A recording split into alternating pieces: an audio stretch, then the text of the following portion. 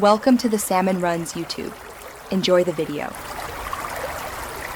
You begin by confirming the exact policy violation, open the AdSense message, and note the code and examples. Next, audit the affected pages, collect URLs, screenshots, and where ads appear.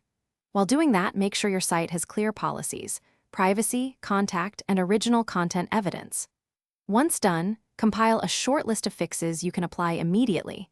This saves time when you edit pages and prepares you to explain changes in the appeal.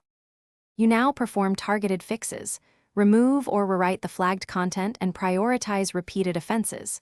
Make ad placement changes, reduce ad density, avoid overlays, and keep ads off sensitive page areas. While you edit, use Webmaster Tools to add canonical tags and block low-quality or scraped pages. This prevents reinclusion.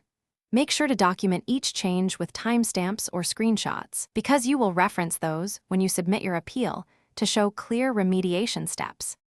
You should draft a brief, factual appeal, list every URL, summarize each fix, and attach screenshots or logs showing timestamps.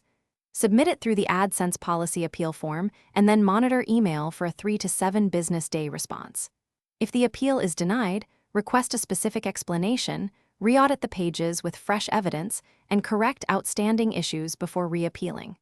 One troubleshooting tip: if you suspect automated detection errors, remove and re-add problematic elements one at a time and document each step.